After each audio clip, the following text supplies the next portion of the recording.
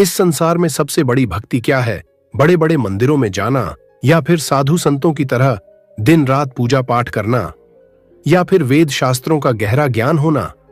लेकिन क्या आपने कभी सोचा है कि भगवान सच में किस भक्ति से प्रसन्न होते हैं? और एक प्रश्न मन में आता है कि सतयुग को सबसे श्रेष्ठ युग कहा गया।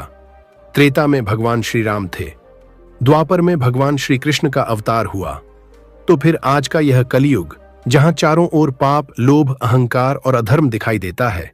यदि कलयुग इतना ही पापी है तो फिर इस युग में सच्ची भक्ति कैसे की जाए? मित्रों, यही प्रश्न माता पार्वती के मन में भी उठता है।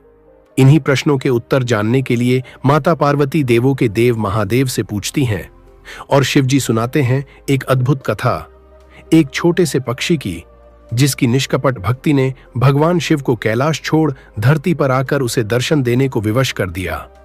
एक साधारण से शिकारी की, जो शिवलिंग पर मांस चढ़ाता था, जिसे भक्ति की कोई विधि नहीं आती थी, लेकिन उसी ने भगवान शिव के लिए अपने दोनों नेत्र निकाल दिए, और तभी जो हुआ उसने पूरी सृष्टि को चौंका दिया। और हम देखेंगे चारों युगों के बीच हुआ वह विवाद कि चारों युगों में आखिर कौन सा युग सर्वश्रेष्ठ है।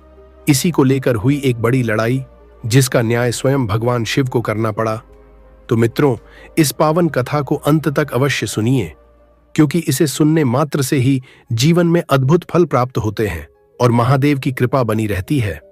और हां, कथा शुरू होने से पहले कमेंट में अवश्य लिखिए हर हर महादेव। तो मित्रों, इस पावन कथा को अंत तक अवश्य सुनिए, क्योंकि इसे सुनने मात्र से ही जीवन में अद्भुत फल प्राप्त होते हैं और महादेव की कृपा बनी रहती है।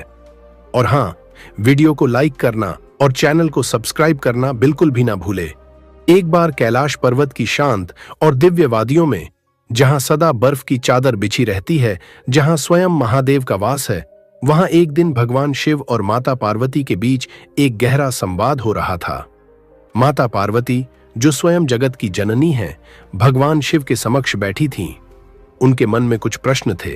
माता पार्वती ने कहा, हे स्वामी, हे त्रिलोकीनाथ, मैं आपसे 2 प्रश्न पूछना चाहती हूं। मेरे ये प्रश्न केवल मेरे नहीं, बल्कि संपूर्ण मानवता के हैं। भगवान शिव मुस्कुराए। उन्होंने कहा, हे पार्वती, पूछिए। आपके प्रश्न सदैव संसार के कल्याण के लिए होते हैं। माता पार्वती ने पहला प्रश्न किया, प्रभु, इस संसार में अनगिनत लोग आपकी पूजा करते हैं।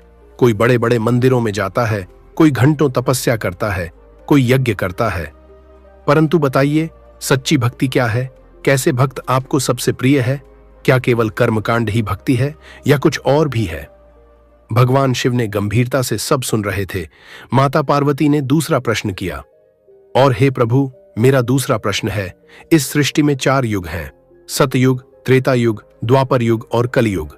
तो इन चारों में कौन सा युग सर्वश्रेष्ठ है? माता पार्वती ने पूछा, नाथ, क्या युग श्रेष्ठ होते हैं या मनुष्य के कर्म? और यह मनुष्य जिस युग में जन्म लेता है, क्या वह उसके पूर्व जन्मों के कर्म चक्र का ही फल होता है? और मानव जीवन कैसे मिलता है? भगवान शिव ने कहा, हे पार्वती, आपके दोनों प्रश्न एक दूसरे से जुड़े हुए हैं। भगवान शिव बोले, देवी, ध्यान से सुनो। मैं तुम्हें सुनाता हूं एक ऐसे भक्त की कथा जिसने अपनी दोनों आंखें मुझे अर्पित कर दीं, और एक ऐसे सूक्ष्म पक्षी की कथा जिसकी भक्ति ने मुझे बांध लिया और मुझे साक्षात उसे दर्शन देने पड़े। माता पार्वती ने आतुरता से कहा, हे स्वामी, मैं सुनने के लिए उत्सुक हूं, कृपया प्रारंभ कीजिए। तो दर्शकों, माता पार्वती के ये शब्द सुनकर भगवान शिव कथा का आरंभ करते हैं। और सबसे पहले सुनते हैं एक वृद्ध मां की अत्यंत पावन कथा। बात उन दिनों की है जब एक विशाल शिव मंदिर के निकट एक पुराना वृक्ष खड़ा था। उस वृक्ष पर गौरैया पक्षियों का एक जोड़ा निवास करता था। यह कोई साधारण पक्षी नहीं थे, ये दोनों भगवान शिव के परम भक्त थे। प्रतिदिन प्रातःकाल और संध्या समय जब मंदिर में घंटा घड़ियाल बजते, जब आरती की मधुर ध्वनि गूंजती, तब ये दोनों गौरैया अपना घोंसला छोड़कर सीधे मंदिर में पहुंच जाते। वहां जाकर वे एक पैर पर खड़े होकर अपने छोटे से शरीर को स्थिर रखते हुए इतनी तल्लीनता से भगवान शिव का ध्यान करते कि उन्हें अपने तन मन का, अपने आसपास के वातावरण का भी होश नहीं रहता। यह उनकी दिनचर्या थी। पहले भगवान की आराधना, फिर अपने बच्चों और स्वयं के लिए भोजन पानी की व्यवस्था। उनका जीवन भक्ति से प्रारंभ होता और भक्ति में ही समाप्त होता। उसी मंदिर के पास एक वृद्ध माता रहती थीं। उनका कोई पुत्र पुत्री, कोई बहू बेटा नहीं था। वे पूर्णतः अकेली थीं और अपना जीवन एकांत में व्यतीत कर रही थीं। परंतु उनके हृदय में पक्षियों के प्रति अपार प्रेम था। प्रतिदिन वे अपनी छत पर पक्षियों के लिए ताजा पानी, दाना और अनाज डाला करती थीं। यह उनकी नित्य क्रिया थी, उनका धर्म था। वे दोनों गौरैया भी प्रतिदिन उस बूढ़ी मां की छत पर आती, निश्चिंत होकर दाना चुगती, जल पीती और कुछ दाना अपने बच्चों के लिए भी ले जाती। इस प्रकार उस बूढ़ी मां की कृपा से उन पक्षियों का पेट भरता था और वे निश्चिंत होकर भगवान शिव की आराधना कर पाते थे।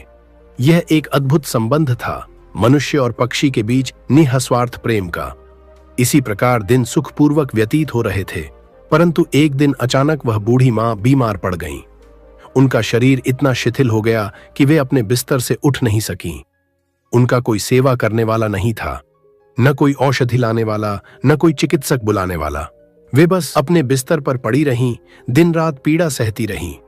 अब वे छत पर जाकर दाना पानी भी नहीं डाल पा रही थीं। जब 2-3 दिन बीत गए और गौरैया को छत पर दाना नहीं मिला तो वे व्याकुल हो उठीं। उन्होंने सोचा, बूढ़ी मां कहां चली गईं? वे जो हमारा इतना ध्यान रखती थीं, आज वे दिखाई क्यों नहीं दे रहीं?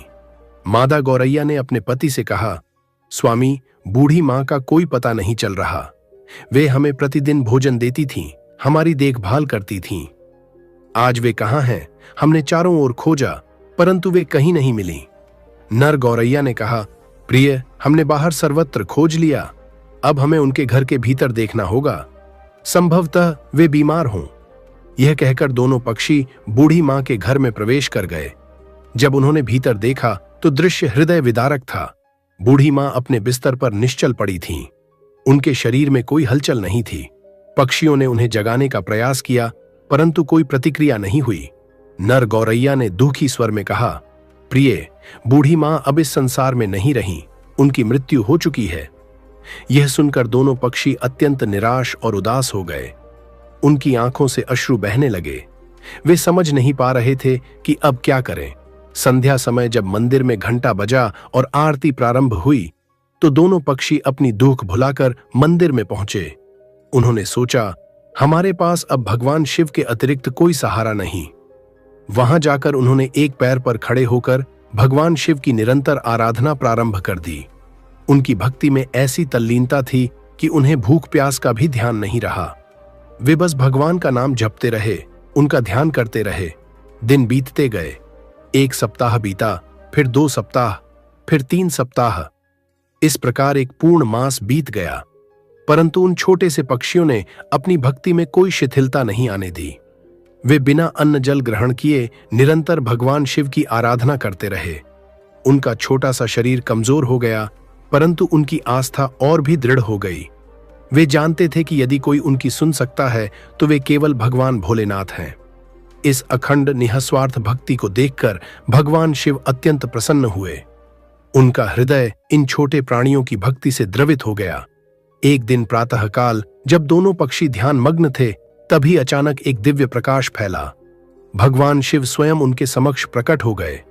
भोलेनाथ ने मुस्कुराते हुए कहा, हे मेरे प्रिय भक्तों, मैं तुम्हारी इस अटूट भक्ति से अत्यंत प्रसन्न हूं। तुम जैसे छोटे प्राणी होकर भी तुमने अपनी सामर्थ्य से कहीं अधिक भक्ति की है। तुमने अपने प्राणों की परवाह किए बिना भूख प्यास भुलाकर केवल मेरा ध्यान किया है। मैं तुम्हें वरदान देना चाहता हूं, मांगो, तुम्हें क्या चाहिए? ये सुनकर मादा गौरैया ने कहा, हे प्रभु, हमें कुछ नहीं चाहिए। हमें धन नहीं चाहिए, वैभव नहीं चाहिए, सुख सुविधा नहीं चाहिए। हमें बस एक ही वरदान चाहिए, आप हमारी उस बूढ़ी मां को पुनः जीवित कर दीजिए। वे एक पुण्यात्मा थीं। उन्होंने कभी किसी का बुरा नहीं किया, हमारी और अनगिनत पक्षियों की सेवा की। कृपया उन्हें वापस लौटा दीजिए। भगवान शिव ने कहा, हे पक्षियों, यह असंभव है। मृत्यु प्रकृति का नियम है। जो जन्मा है उसे मरना ही होगा। तुम कोई और वरदान मांगो। परंतु गौरैया ने हठ किया, नहीं भोलेनाथ, हमें कुछ और नहीं चाहिए। हमें केवल हमारी बूढ़ी मां चाहिए। आप सर्वशक्तिमान हैं, आप सब कुछ कर सकते हैं। भोलेनाथ ने समझाया, परंतु हे पक्षियों, उस बूढ़ी मां का शरीर अब जीर्ण शीर्ण हो चुका है, वह गल चुका है। उसमें प्राण कैसे संचार करूं? तब दोनों पक्षी और भी दृढ़ता से बोले, प्रभु, आपने हमें वचन दिया था कि तुम जो मांगोगे मैं दूंगा। अब आप अपने वचन से पीछे नहीं हट सकते। आप सत्य, धर्म और न्याय के देवता हैं। कृपया हमारी प्रार्थना स्वीकार करें। भगवान शिव मुस्कुराए। इन छोटे पक्षियों की निस्वार्थता और करुणा देखकर उनका हृदय पिघल गया। उन्होंने कहा, तुम्हारे हठ और तुम्हारे प्रेम के आगे मैं विवश हूं। तुम्हारी इच्छा पूर्ण होगी। यह कहकर भगवान शिव बूढ़ी मां के घर गए। उन्होंने अपनी दिव्य शक्ति से उस जीर्ण शरीर को पुनः स्वस्थ किया, फिर उसमें प्राण का संचार किया। कुछ ही क्षणों में वह बूढ़ी मां पुनः जीवित हो गईं। जब उन्होंने अपनी आंखें खोलीं और अपने समक्ष साक्षात भगवान शिव को खड़े देखा तो वे भाव विभोर हो गईं। उनकी आंखों से अश्रुधारा बह निकली। भगवान शिव ने कहा, हे माता, मैंने तुम्हें तुम्हारे कारण नहीं बल्कि उन 2 गौरैया पक्षियों के कारण जीवित किया है। उन्होंने मेरी 1 मास तक अखंड भक्ति की। बिना अन्न जल ग्रहण किए एक पैर पर खड़े होकर मेरा निरंतर ध्यान किया। और जब मैंने उन्हें वरदान मांगने को कहा तो उन्होंने अपने लिए कुछ नहीं मांगा। उन्होंने तुम्हारा जीवन मांगा। वे पक्षी कोई और नहीं बल्कि तुम्हारी छत पर आने वाले वे गौरैया हैं जिन्हें तुम प्रतिदिन दाना पानी देती थीं। तुम्हारी निःस्वार्थ सेवा का यह फल है। यह कहकर भगवान शिव अंतर ध्यान हो गए। बूढ़ी मां ने भगवान को दंडवत प्रणाम किया। फिर उन्होंने उन दोनों गौरैया को खोजा और उन्हें अपने हृदय से लगा लिया। जब अगले दिन वे गौरैया उनकी छत पर दाना चुगने आईं तो बूढ़ी मां ने कहा, हे मेरे बच्चों, तुमने मुझे जीवन दान दिया है। तुमने भगवान की आराधना की परंतु अपने लिए कुछ नहीं मांगा। तुमने मुझ वृद्ध के लिए अपने प्राण संकट में डाल दिए। अब से तुम मेरी छत पर नहीं बल्कि मेरे घर में रहोगे। तुम मेरी संतान समान हो। पक्षियों ने इस प्रस्ताव को स्वीकार कर लिया और बूढ़ी मां के घर में रहने लगे। शिव ने यह कथा समाप्त की और माता पार्वती की ओर देखा। माता पार्वती की आंखों में आंसू थे। उन्होंने कहा, हे स्वामी, यह कथा हृदय को छू गई। उन छोटे पक्षियों की भक्ति अद्भुत थी, परंतु एक बात मेरे मन में आई, उन पक्षियों को पूजा की विधि नहीं आती थी। फिर भी आप प्रसन्न हो गए। भगवान शिव मुस्कुराए। उन्होंने कहा, हे पार्वती, आपने सही समझा। भक्ति में विधि विधान से अधिक महत्वपूर्ण है हृदय की पवित्रता। उन गौरैया को न मंत्र आते थे न शास्त्र का ज्ञान था, परंतु उनके हृदय में जो निर्मल भाव था वही उनकी सबसे बड़ी पूजा थी। परंतु संसार में तो लोग कहते हैं कि बिना विधि विधान के, बिना शास्त्र के ज्ञान के भगवान प्रसन्न नहीं होते। तो क्या ये सब व्यर्थ है? भगवान शिव बोले, नहीं प्रिय, विधि विधान का भी अपना महत्व है।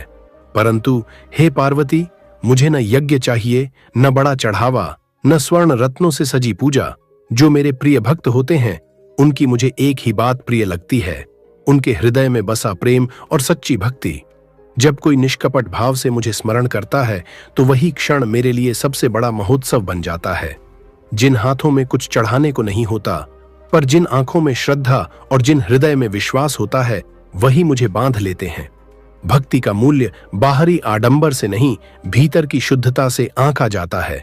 और जहां सच्ची भक्ति है वहां मैं स्वयं उपस्थित हो जाता हूं। यदि हृदय में सच्चाई नहीं तो हजारों मंत्र भी व्यर्थ हैं, और यदि हृदय में सच्चा भाव है तो बिना किसी विधि के भी भगवान प्रसन्न हो जाते हैं। मैं आपको एक और कथा सुनाता हूं जो इस सत्य को और भी स्पष्ट करती है। यह कथा है महान भक्त कन्नप्पा नायनार की, जिन्होंने मुझे अपने नेत्र तक अर्पित कर दिए थे। माता पार्वती ने कहा, नेत्र अर्पित कर दिए? यह कैसे संभव है? भगवान शिव ने कहा, ध्यान से सुनिए यह अद्भुत गाथा। जरा 30 सेकंड एक जरूरी बात सुने कि आप हमारे चैनल की मेंबरशिप भी ज्वाइन कर सकते हैं, जिसका प्राइस 400 रुपये से घटाकर सिर्फ 89 रुपये कर दिया गया है।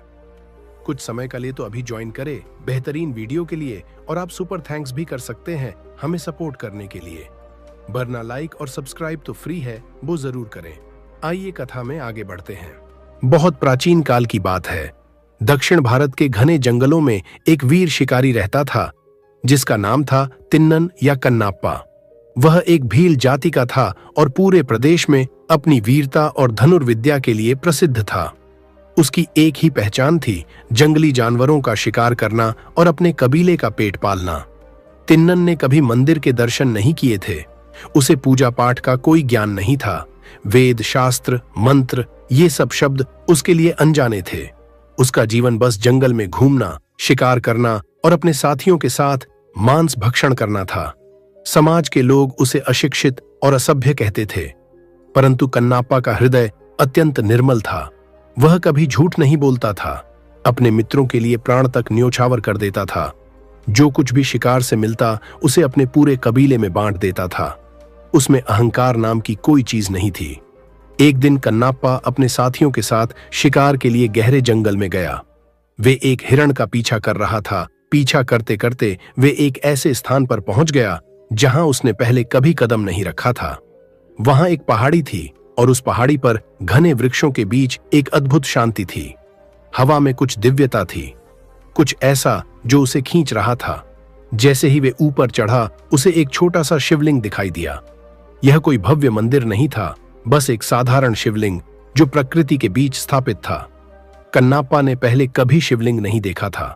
उसे नहीं पता था कि यह क्या है, परंतु जैसे ही उसकी नजर उस शिवलिंग पर पड़ी, उसके हृदय में कुछ हलचल हुई। उसे लगा जैसे किसी ने उसके हृदय को छू लिया हो। वह शिवलिंग के पास गया, उसे देखकर बोला, अरे, यह तो एक पत्थर है, परंतु इस पत्थर में कुछ खास बात है। यह साधारण पत्थर नहीं लगता। फिर उसने सोचा, यह पत्थर यहां अकेला पड़ा है, इसकी देखभाल कौन करता होगा। उसने चारों ओर देखा, कोई नहीं था। उसे लगा कि यह पत्थर अकेला और असहाय है। उसके मन में करुणा उत्पन्न हुई। उसने सोचा, मैं तो इस जंगल का हूं, यह भी मेरे जंगल में है, तो इसकी देखभाल की जिम्मेदारी भी मेरी है। अगले दिन से कन्नाप्पा का जीवन बदल गया। वह प्रतिदिन उस शिवलिंग के पास आने लगा, परंतु उसे पूजा की कोई विधि नहीं आती थी। वह नहीं जानता था कि भगवान को कैसे प्रसन्न किया जाता है। उसने सोचा, मुझे भूख लगती है तो मैं भोजन करता हूं, इस पत्थर को भी भूख लगती होगी। तो वह शिकार करता और सबसे अच्छा, सबसे ताजा मांस लाकर शिवलिंग के सामने रख देता। वह मांस को पहले खुद छक लेता ताकि देख सके कि यह स्वादिष्ट है या नहीं। यदि स्वादिष्ट होता तभी वह शिवलिंग को अर्पित करता। पूजा के लिए जल चाहिए, यह उसे पता था, परंतु उसके पास कोई बर्तन नहीं था। तो वह क्या करता? वह पहाड़ी के नीचे से अपने मुंह में जल भरता और ऊपर आकर शिवलिंग पर उगल देता। यही उसकी जलाभिषेक की विधि थी। फूल चढ़ाने थे, परंतु उसे कौन से फूल पवित्र हैं यह नहीं पता था। तो वह अपने बालों में जंगली फूल लगाता और फिर उन्हें निकालकर शिवलिंग पर चढ़ा देता। शास्त्रों के अनुसार यह सब महापाप था। मुंह से छुआ जल, मांस का प्रसाद, झूठे फूल, यह सब घोर अपवित्र माना जाता था। परंतु कन्नाप्पा के हृदय में जो निर्मलता थी, जो सच्चा प्रेम था, वह इन सब नियमों से परे था। भगवान शिव उसकी इस अनोखी पूजा को देखकर अत्यंत प्रसन्न होते थे, क्योंकि वे देखते थे कि कन्नाप्पा दिखावे के लिए नहीं बल्कि सच्चे मन से कर रहा था। उसके हर कर्म में प्रेम था, समर्पण था। उस शिवलिंग की देखभाल एक वृद्ध ब्राह्मण करते थे। उनका नाम था शिवगोचारी। वे प्रतिदिन प्रातःकाल विधिपूर्वक पूजा करते थे। गंगा जल से स्नान कराते, शुद्ध फूल चढ़ाते, वैदिक मंत्रों का उच्चारण करते। एक दिन जब वे पूजा के लिए आए तो उन्होंने देखा कि शिवलिंग के चारों ओर मांस के टुकड़े पड़े हैं, झूठे फूल बिखरे हैं। उन्हें अत्यंत क्रोध आया। उन्होंने सोचा, किसी दुष्ट ने यहां आकर भगवान का अपमान किया है। उन्होंने सब कुछ साफ किया और फिर से विधिवत पूजा की, परंतु अगले दिन फिर वही दृश्य। रोज यही होने लगा। ब्राह्मण परेशान हो गए। उन्होंने सोचा कि इस अपराधी को पकड़ना होगा। एक दिन उन्होंने निश्चय किया कि वे छिपकर देखेंगे कि यह कौन है जो भगवान का इतना अपमान कर रहा है। वे पास के वृक्ष के पीछे छिप गए। दोपहर का समय था। तभी कन्नाप्पा अपने साथियों के साथ आया। उसके हाथ में ताजा शिकार किया हुआ मांस था, बालों में फूल लगे थे। वह प्रसन्नतापूर्वक धुन गुनगुना रहा था। शिवगोचारी यह दृश्य देखकर क्रोधित हो गए। उन्होंने सोचा, यह अशिक्षित, असभ्य शिकारी, यह भगवान का अपमान कर रहा है। परंतु तभी कुछ अद्भुत हुआ। शिवगोचारी ने देखा कि जैसे ही तिन्नन शिवलिंग के पास पहुंचा, एक दिव्य प्रकाश फैला। शिवलिंग से एक अलौकिक चमक निकली। यह संकेत था कि भगवान प्रसन्न हैं। तभी भगवान शिव ने कन्नाप्पा की परीक्षा लेने का निश्चय किया। अचानक शिवलिंग की एक आंख से रक्त बहने लगा। हां, शिवलिंग में 2 नेत्र थे और उनमें से एक से अचानक खून बहने लगा। कन्नाप्पा यह देखकर घबरा गया। वह चिल्लाया, अरे इसे क्या हो गया? इसकी आंख से खून क्यों आ रहा है? वह इधर उधर दौड़ा, परेशान हो गया। उसे समझ नहीं आ रहा था कि क्या करे। फिर उसे एक विचार आया। उसने सोचा, जब मुझे चोट लगती है तो मैं उस पर जड़ी बूटियों का लेप लगाता हूं। मुझे इसकी आंख पर भी कुछ लगाना होगा। उसने जंगल से औषधीय पत्तियां लाकर शिवलिंग की आंख पर लगाईं, परंतु खून बहना बंद नहीं हुआ। कन्नाप्पा और भी व्याकुल हो गया। वह रोने लगा।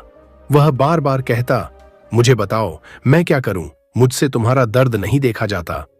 तभी उसे एक विचार आया। उसने सोचा, यदि मैं अपनी आंख इसे दे दूं तो शायद यह ठीक हो जाए। बिना एक पल सोचे उसने अपने तीर की नोक से अपनी आंख निकाल ली और शिवलिंग की आंख पर रख दी। यह दृश्य देखकर शिवगोचारी स्तब्ध रह गए। उन्होंने अपने जीवन में ऐसी भक्ति कभी नहीं देखी थी। चमत्कार हुआ। शिवलिंग की आंख से खून बहना बंद हो गया।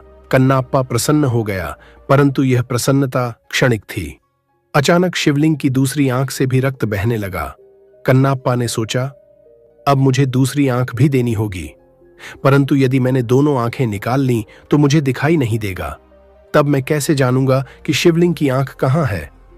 उसे एक युक्ति सूझी।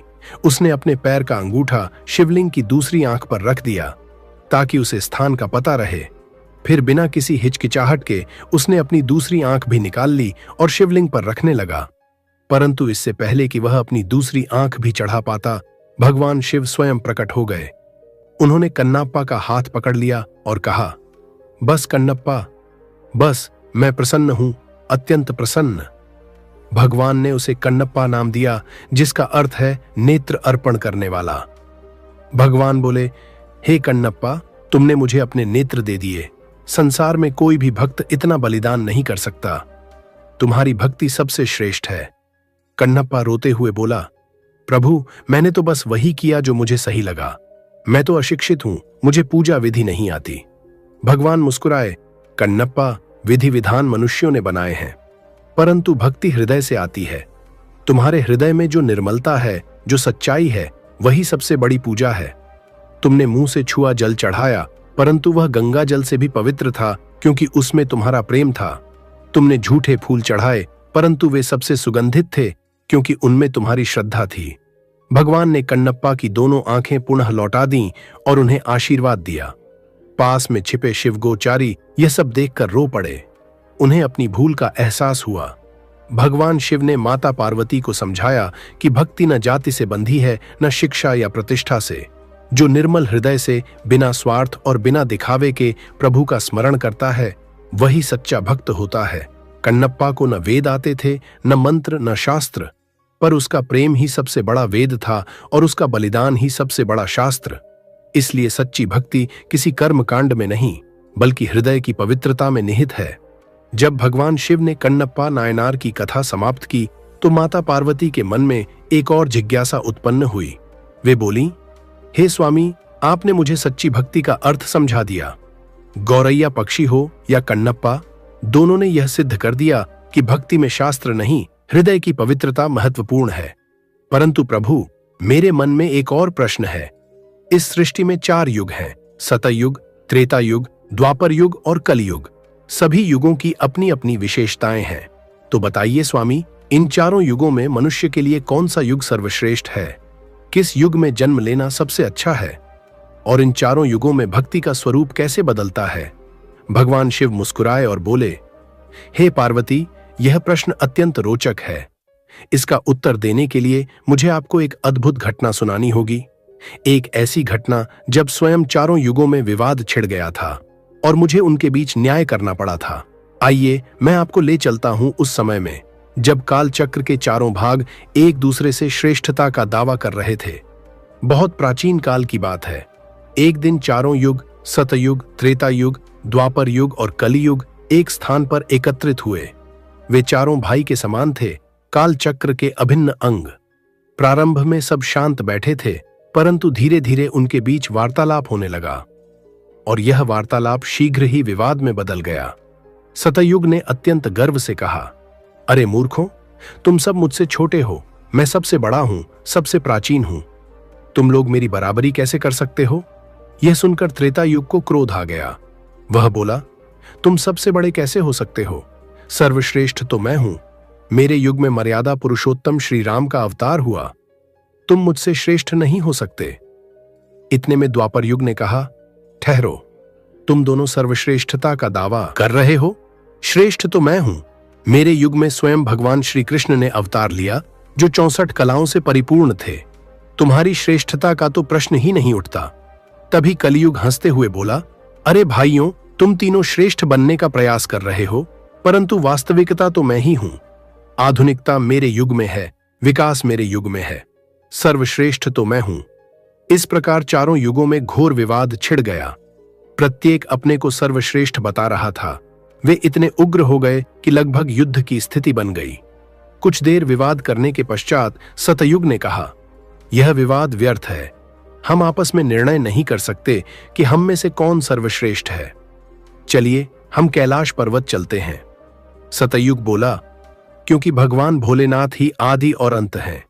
वे ही समस्त सृष्टि के स्वामी हैं। केवल वे ही हमारे बीच न्याय कर सकते हैं और बता सकते हैं कि हम में से कौन बड़ा है और कौन छोटा। द्वापर युग ने सहमति दी, सत्य कहा तुमने। यह निर्णय स्वयं भगवान शंकर ही कर सकते हैं। कलियुग भी तैयार हो गया।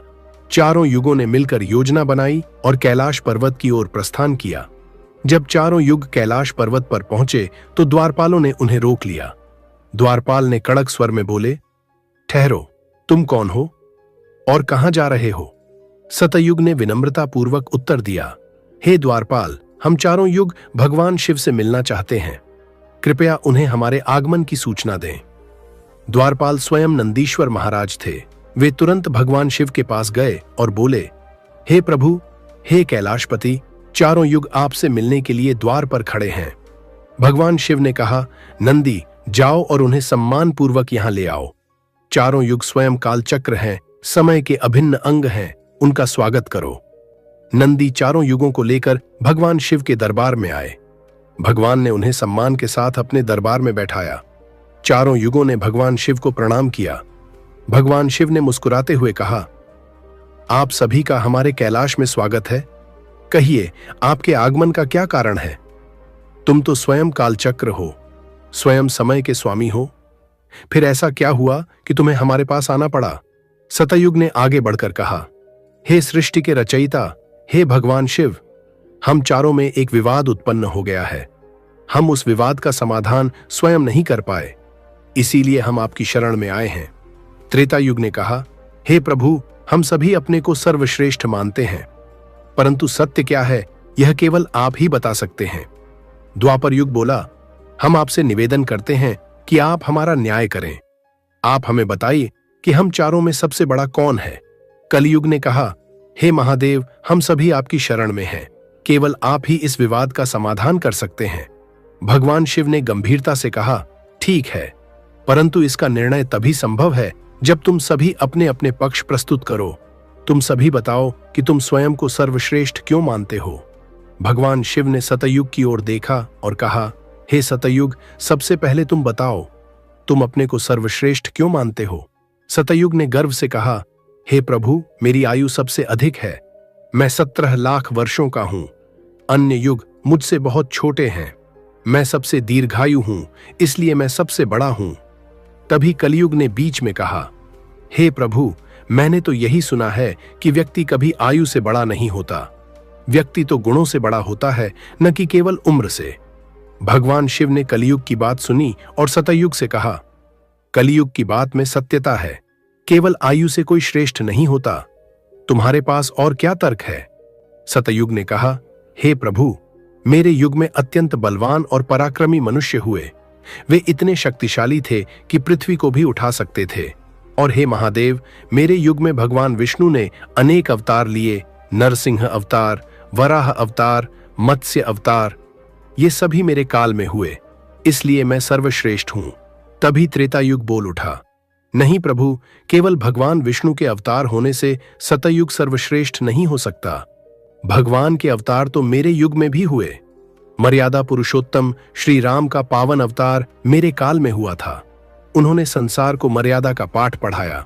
और यदि बलवान की बात करते हो तो कुंभकर्ण जैसे योद्धा, रावण जैसे महाबली, ये सब मेरे शासनकाल में हुए। हे प्रभु, मेरे युग में धर्म की स्थापना हुई, सत्य की विजय हुई, इसलिए मैं सतयुग से भी श्रेष्ठ हूं। द्वापर युग ने कहा, हे प्रभु, ये दोनों सर्वश्रेष्ठता का दावा कर रहे हैं, परंतु वास्तविकता तो मैं हूं। आप जानते हैं कि मेरे शासनकाल में भगवान श्री कृष्ण का अवतार हुआ, जो 64 कलाओं से परिपूर्ण थे। उन्होंने विराट रूप दिखाया, जो स्वयं भगवान विष्णु भी साधारण रूप में नहीं दिखाते। हे प्रभु, यदि योद्धाओं की बात करें तो मेरे युग में अर्जुन, भीम, युधिष्ठिर, नकुल, सहदेव, द्रोणाचार्य, एकलव्य, कर्ण, जरासंध, भीष्म पितामह, ये सब महान योद्धा हुए। स्वयं बलराम जी मेरे युग में थे। तो बताइए प्रभु, कौन सा योद्धा इनसे कम था? मेरा युग तो सबसे श्रेष्ठ है। तभी कलियुग हंसते हुए बोला, हे प्रभु, इन सभी के शासन काल में जो भी योद्धा हुए, जो भी अवतार हुए, उनमें अनेक कमजोरियां थीं। रावण में अहंकार था, कर्ण में द्वेष था। जिस युग के मनुष्यों में इतनी कमजोरियां हों, वह युग सर्वश्रेष्ठ कैसे हो सकता है? हे भगवान, मेरा शासनकाल सबसे उत्तम है। मेरे युग में मनुष्य के भोग विलास के लिए अनेक सुविधाएं हैं, नई नई तकनीकें हैं, आविष्कार हैं। मेरा युग सबसे विकसित है, इसलिए मैं सर्वश्रेष्ठ हूं। भगवान शिव ने चारों युगों की बातें ध्यान से सुनी। उन्होंने सभी के तर्क, सभी के पक्ष सुने। फिर वे गंभीर होकर विचार करने लगे। कैलाश पर उपस्थित समस्त देवता घबरा गए। वे भगवान शिव से बोले, हे भोलेनाथ, कृपया शीघ्र इनका न्याय करें। यदि ये चारों युग आपस में लड़ने लगे तो सृष्टि का काल चक्र रुक जाएगा, समय का प्रवाह थम जाएगा। कृपया कुछ कीजिए। भगवान शिव ने कहा, ठीक है, मैं समस्त देवताओं की बात मानता हूं। मैं इन चारों युगों का न्याय करूंगा, परंतु न्याय के लिए परीक्षा आवश्यक है। भगवान शिव ने चारों युगों से कहा, सुनो, मैं तुम चारों की परीक्षा लूंगा। जो इस परीक्षा में सर्वश्रेष्ठ सिद्ध होगा, वही सबसे बड़ा माना जाएगा। सतयुग गर्व से बोला, हे प्रभु, आप जो चाहें परीक्षा ले लीजिए, परंतु सबसे बड़ा तो मैं ही रहूंगा। कलियुग ने कहा, हे प्रभु, हम सभी परीक्षा देने को तैयार हैं, आप बस परीक्षा प्रारंभ कीजिए। भगवान शिव ने 100 टन वजन का विशाल लोहे का परात, बड़ा बर्तन लिया और उसे कैलाश पर्वत की तलहटी में रख दिया। उसके पास ढेर सारा चावल रखा। भगवान ने कहा, यहां पर मेरे 500 गण हैं। इस परात में रखे चावल को पकाना है। तुम्हारे युग के मनुष्य इसे पकाएंगे और मेरे सभी गणों को भोजन कराएंगे। तुम सभी एक एक करके अपने युग के व्यक्ति को भेजो। सतयुग ने अपने युग से एक अत्यंत बलवान योद्धा को बुलाया। उस योद्धा की ऊंचाई 21 हाथ थी। वह विशालकाय था। सतयुग ने उससे कहा, जाओ इस परात में चावल पकाओ और भगवान शिव के सभी गणों को भोजन कराओ। वह योद्धा गया और उसने देखा कि परात का वजन अत्यधिक था, परंतु वह सतयुग का व्यक्ति था, अत्यंत बलवान था। उसने एक विशाल भट्टी खोदी, फिर पेड़ों को काटकर उनकी लकड़ियां लाया, अग्नि प्रज्वलित की। फिर उसने उस 100 टन के परात को एक हाथ से उठाया और भट्टी पर रख दिया। उसमें चावल डाले, जल डाला और चावल पका दिए। जब चावल पक गए तो उसने स्वयं सभी गणों को पत्तलों में बैठाकर भोजन परोसा। भोजन समाप्त होने पर वह सतयुग के पास आया और बोला, हे प्रभु, मेरा कार्य पूर्ण हो गया। भगवान शिव और अन्य देवता यह सब देख रहे थे। भगवान शिव ने कहा, अब त्रेता युग तुम्हारी बारी है। उन्होंने अपनी माया से उस परात को हटा दिया और उसी के समान एक नया परात प्रकट किया। त्रेता युग ने कुंभकर्ण जैसा बलवान योद्धा भेजा। उस योद्धा की ऊंचाई 14 हाथ थी। उसने भी भट्टी खोदी, परंतु उसे परात को उठाने में दोनों हाथों की आवश्यकता पड़ी। उसने भी भट्टी पर परात रखा, चावल पकाए और सभी गणों को भोजन कराया। कार्य पूर्ण होने पर वह अपने स्वामी के पास लौट आया। अब द्वापर युग की बारी थी। भगवान शिव ने फिर से वैसा ही परात रखा और कहा, अब तुम अपना व्यक्ति भेजो। द्वापर युग ने भीम के समान बलशाली योद्धा भेजा। उसकी ऊंचाई 7 हाथ थी। वह व्यक्ति गया। उसे परात उठाने में बहुत कठिनाई हुई। उसे अपनी पूरी शक्ति लगानी पड़ी। किसी प्रकार उसने परात को दोनों हाथों से उठाया और भट्टी पर रखा, चावल पकाए और सभी गणों को भोजन कराया। परंतु यह स्पष्ट था कि उसे अत्यधिक परिश्रम करना पड़ा था। अब भगवान शिव ने कलियुग की ओर देखा और कहा, हे कलियुग, अब तुम्हारी बारी है, परंतु मैं तुम्हें बता दूं कि यह कार्य अत्यंत कठिन है। तुम्हारे युग के मनुष्य की आयु केवल 100 वर्ष है, जबकि सतयुग में 1,00,000 वर्ष, त्रेता में 10,000 वर्ष और द्वापर में 1,000 वर्ष थी। तुम्हारा मनुष्य भी छोटा है, केवल 3 हाथ का। वह इस विशाल परात को कैसे उठाएगा? तीनों अन्य युग हंसने लगे। उन्हें विश्वास नहीं था कि कलियुग का छोटा सा मनुष्य यह कार्य कर पाएगा। परंतु कलियुग ने विश्वास से कहा, हे प्रभु, आप मेरा तमाशा तो देखिए। आप पहले ही मुझे हतोत्साहित मत कीजिए। सबको मौका दिया जा रहा है तो मुझे भी दीजिए। यदि मुझसे नहीं हो पाया तब जाकर मैं मानूंगा। भगवान शिव ने कहा, ठीक है, तुम अपना व्यक्ति बुला लो। कलियुग ने एक अत्यंत बुद्धिमान व्यक्ति को प्रकट किया। वह शारीरिक रूप से छोटा था, परंतु उसकी आंखों में चमक थी, उसके मस्तिष्क में तीव्रता थी। कलियुग ने उससे कहा, पुत्र, तुम्हें अपनी बुद्धि दिखानी है। यदि तुम इस परीक्षा में असफल हुए तो मैं सबसे छोटा हो जाऊंगा। वह व्यक्ति मुस्कुराया और बोला, महाराज, आप इस एक परात की बात करते हैं? ऐसे हजारों परात भी हों तो भी कोई समस्या नहीं। तीनों युग यह सुनकर और भी जोर से हंसने लगे। वे कह रहे थे, यह छोटा सा व्यक्ति जिसकी लंबाई मात्र 3 हाथ है, यह क्या करेगा? हमारे युगों के मनुष्य तो 21 हाथ, 14 हाथ, 7 हाथ के थे। परंतु कलियुग शांत बैठा रहा। उसने कहा, आप बस देखते रहिए। कलियुग का बुद्धिमान व्यक्ति तलहटी में पहुंचा। उसने परात को देखा। वह सोच में पड़ गया। उसने सोचा, यह परात इतना विशाल है कि मैं इसे उठा नहीं सकता, परंतु क्या यह आवश्यक है कि मैं इसे उठाऊं? फिर उसे एक युक्ति सूझी। उसने परात को छुआ तक नहीं। उसने सीधे परात के नीचे मिट्टी खोदनी प्रारंभ कर दी और एक भट्टी तैयार कर दी। परात तो यथावत अपने स्थान पर रहा। उसने परात को हिलाया तक नहीं। फिर उसने पास पड़ी लकड़ियां उठाईं और भट्टी में आग जला दी। अग्नि की लपटें परात के नीचे से उठने लगीं। उसने परात में चावल डाले, जल डाला और चावल पकने लगे। ऊपर कैलाश पर बैठे सभी देवता, तीनों युग और स्वयं भगवान शिव यह दृश्य आश्चर्य से देख रहे थे। जब चावल पक गए तो उस बुद्धिमान व्यक्ति ने एक और चतुराई दिखाई।